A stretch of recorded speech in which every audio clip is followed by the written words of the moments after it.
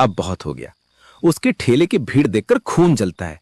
कल रात उसके मसाले में कुछ गड़बड़ कर देते हैं। कोई पेट खराब हो गया तो उसका नाम खराब होगा। ये ठीक नहीं है शंकर। खाने में छेड़छाड़ पाप होता है। पाप हो या पुण्य, धंधा बचना चाहिए। अगली रात जब लल्लन ठेला समेटकर घर चला जाता है, शंकर चुपके से उसके मसालों वाली डिब्बियों के पास जाता है। एक डिब्बी में कुछ अजीब सा पाउडर डाल देता है। अगले दिन सुबह ठेला लगाने से पहले लल्लन माँ के कमरे में जाता है। माई, आज लगता है बहुत भीड़ होगी। वीडियो का असर दिख रहा है। बस बेटा, ये भीड़ तेरी नेक नियत के साथ बनी रहे। ठेला लग जाता है। भीड़ आज वाकई बहुत है। थोड़ी देर बाद रहस्यमय आदमी फिर आता है। वो हमेशा की तरह शांत चेहरे से ठेले के पास आकर खड़ा हो जाता है। आज तो बहुत भीड़ है। हाँ साहब, वीडियो का असर है। मैंने तो सोचा भी नहीं था कि लोग इतना प्यार देंगे। आज एक बात बताऊं, पहले वो पुड़िया खोल लीजिए जो मैंने दी थी। लल्लन चौंक जाता है। वो अपने बक्से से वो छोटी पुड़िया निकालता है। चिट पर लिखा होता है, ये मेरी बनाई हुई एक खास नमक मसाला मिक्स है। बहुत हल्का है पर स्वाद बढ़ा देगा, ज्यादा मत डालना। रहस्यमय आदमी मुस्कुराता है। मैंने पहले दिन ही समझ लिया था कि तुम्हारे मटन में कुछ कमी नहीं, बस थोड़ा और निखार चाहिए। लेकिन ध्यान रखना, कभी किसी को अपने मसाले के पास आने मत देना। इधर जैसे ही लल्लन मसाला निकालता है, उसे अचानक कुछ गड़बड़ी दिखती है। उसके दूसरे डिब्बे की खुशबू बदली हुई है। ये क्या? इस डिब्बे से अजीब सी गंध क्यों आ रही है? रहस्यमय आदमी डिब्बे को सूंघता है और तुरंत समझ जाता है, किसी ने इसमें कुछ मिलाया है। अगर ये मसाला मटन में जाता तो लोगों का पेट खराब हो सकता था। लल्लन घबरा जाता है। उसके दिमाग में शंकर का ताना घूमने लगता है। मतलब कोई मुझे बदनाम करना चाहता था? हाँ, और अगर आज तुमने ध्यान नहीं दिया होता तो पुलिस, मीडिया सब तुम्हारे खिलाफ हो जाते। उसी वक्त एक पुलिस की जीप गली में आती है। इंस्पेक्टर साहब उतरते हैं। कौन है यहाँ मटन वाला? शिकायत आई है कि यहाँ गंदा खाना बेचा जा रहा है। साहब, आप गलत सुनाए हैं। मेरा खाना बिल्कुल साफ है। हमें चेक करना होगा। अगर कुछ गड़बड़ मिली, ठेला जब्त हो जाएगा। इंस्पेक्टर साहब, मैं मुंबई का एक शेफ हूँ। आप चाहें तो मैं भी खाना चेक कर सकता हूँ, और ये डिब्बे भी। तुम कौन होते हो बीच में बोलने वाले? मेरा नाम कबीर है। मुंबई के जायका एम्पायर होटल चेन से 2 बार नेशनल लेवल पर अवार्ड भी मिल चुका है। आप चाहे तो गूगल कर सकते हैं। वो मोबाइल में नाम सर्च करता है। उसे सच दिखता है। ठीक है, अगर तुम शेफ हो तो तुम भी चेक कर लो। ये जो एक डिब्बा है, इसमें छेड़छाड़ हुई है, लेकिन ये मटन में डाला नहीं गया। खाना साफ है। अगर आप गली वालों से पूछेंगे तो आपको पता चलेगा कि लोग इस मटन को कितना पसंद करते हैं। चंपी आंटी तुरंत आगे आती है। इंस्पेक्टर साहब, ये ललन हमारा बेटा जैसा है। सालों से खा रहे हैं इसका मटन। एक बार भी किसी को परेशानी नहीं हुई। झूठी शिकायत होगी। कॉलेज के लड़के भी आगे आ जाते हैं। हाँ साहब, अगर आप खाना चखना चाहें तो हम अभी पैसा देकर आपके लिए भी प्लेट मंगवा देते हैं। नहीं भाई, नमूना चखने के लिए मुझे इतने लोगों की जरूरत नहीं, लेकिन लगता है यहाँ सच में लोग इस ठेले को मानते हैं। इंस्पेक्टर जाते जाते कहता है, सावधान रहना, दुश्मन अक्सर पास ही होते हैं। कबीर और लल्लन एक दूसरे की तरफ देखते हैं। दोनों को अंदाजा हो गया था कि ये सब किसी की चाल थी। रात को ठेला समेटकर घर जाने के बाद लल्लन कबीर के साथ गली के कोने पर बैठता है। अब तो आप बता दीजिए, आप हैं कौन? हर बार आ जाते हैं, मदद भी कर देते हैं। मैं वही हूं जो तुम्हारे स्वाद में अपना भविष्य देखता हूं।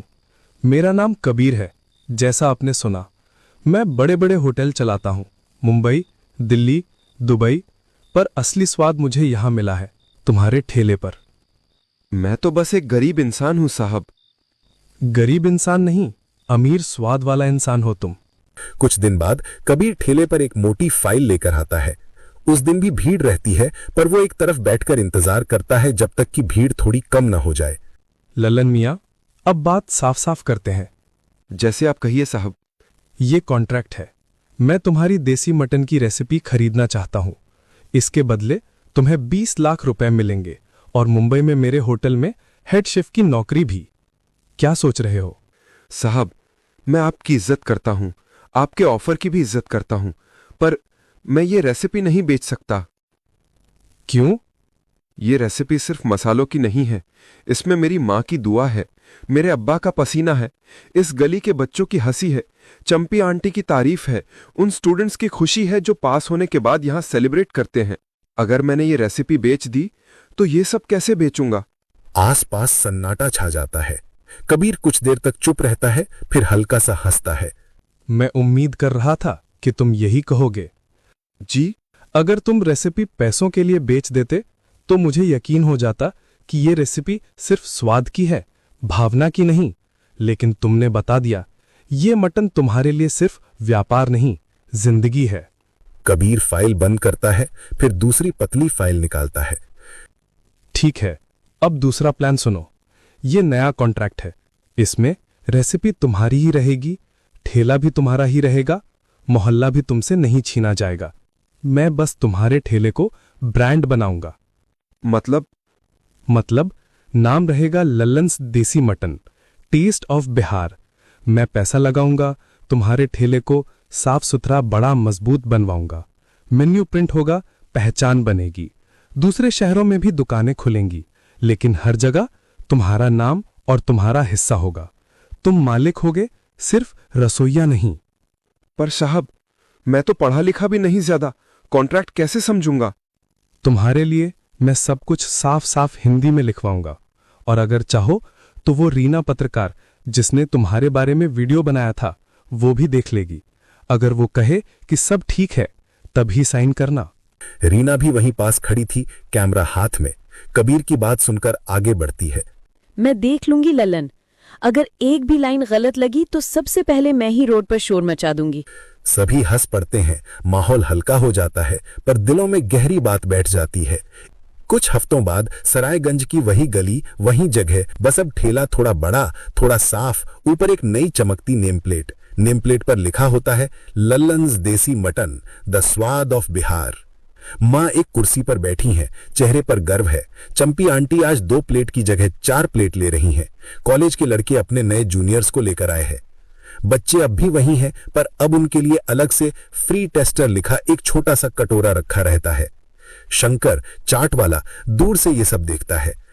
एक दिन हिम्मत करके वो लल्लन के पास आता है। लल्लन, जो पहले मैंने किया वो गलत था। मैंने तेरे मसालों में छेड़छाड़ करवाई, लेकिन तूने मुझे पकड़ा नहीं, पुलिस को भी नहीं पकड़ा दिया। क्यों?